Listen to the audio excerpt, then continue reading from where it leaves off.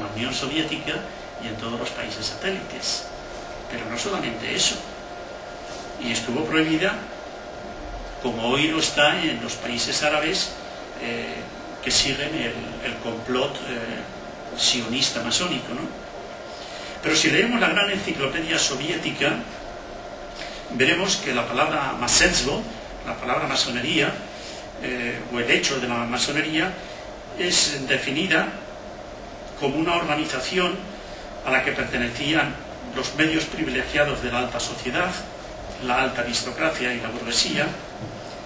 y donde se recomendaba la unión de todos los hombres sobre la base del amor universal, de la igualdad de la fe y de la cooperación con el fin de mejorar la sociedad humana por el conocimiento de sí misma y de la fraternidad. Y aquí es donde ellos cargan el acento, que al proclamar la fraternidad universal, en las condiciones de antagonismo de clases, contribuía a reforzar la explotación de los hombres. Es decir, la fraternidad va a ser un dogma al que se opone el otro dogma de la lucha de clases. Y es muy llamativo, muy elocuente,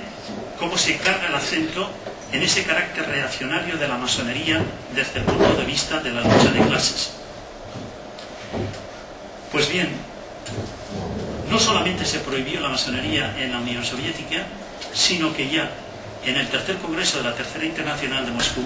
a iniciativa de Lenin y de Trotsky, 1921, se proclamó la incompatibilidad entre ser masón y ser comunista en cualquier país del mundo.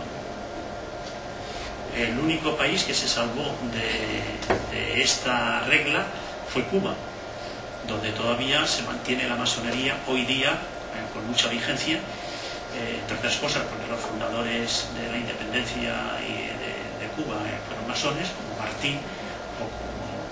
incluso el abuelo del comandante también lo fue. Y hoy día la masonería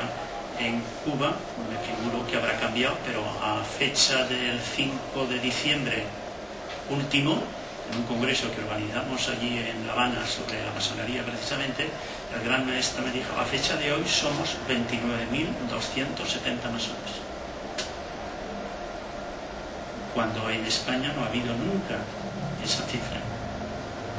y hoy día en España no llegan a 3.000, y somos un país de 40 y tantos millones de habitantes, y ahí son 12 millones, no sé si ya.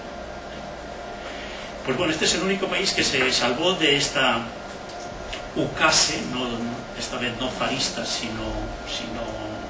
comunista, y eso tuvo consigo pues bastantes consecuencias, porque sobre todo en Francia muchos de los dirigentes eran masones, como Froissart y Morisset, y entonces decidieron abandonar el partido y permanecer en Mama, como ocurrió aquí con André Unin y con otros también fundadores del partido que prefirieron seguir siendo masones antes que pues obedecer esta pauta a iniciativa, ya digo, de Lenin y de Trotsky, que en esa ocasión se pusieron de acuerdo los dos. El periódico L'Humanité, el periódico comunista de Francia, pertenecía a un masón y decidió seguir siendo masón y vendió el periódico, que era inicialmente el de Jean Jaurès, ¿no? Y entonces, desde entonces es el periódico oficial del Partido Comunista. Bueno, esto simplemente era para decir que a veces en estos contubernios judeomasónicos comunistas nos encontramos con algunas cuestiones un tanto extrañas que dentro del país tienen una cara y fuera del país tienen otra. Podríamos continuar. Yo quisiera pasar para que viéramos un poco cómo se configura este contubernio desde un punto de vista iconográfico. Quizá concluir con unas palabras de Karl Popper, Conjeturas y refutación, que dice que la teoría de la conspiración es una perspectiva según la cual todo lo que se sucede, lo que se produce en la sociedad, especialmente las cosas malas, las cosas que disgustan, como las guerras, el paro, la miseria, los magnicidios, la penuria, es resultado del designio de ciertos individuos o grupos poderosos, y esta opinión, que es bastante extendida,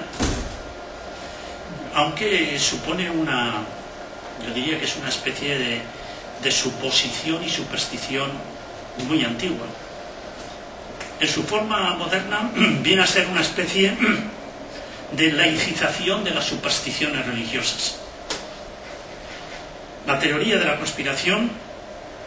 según la cual todo lo que ocurre es el beneficio de unos pocos, son estos los que la promueven, eso que se dice en latín, is fecit qui prodest, ¿no? El que lo hace es porque es en su propio beneficio. Sería quizá a lo mejor una de las definiciones más cortas de conspiración.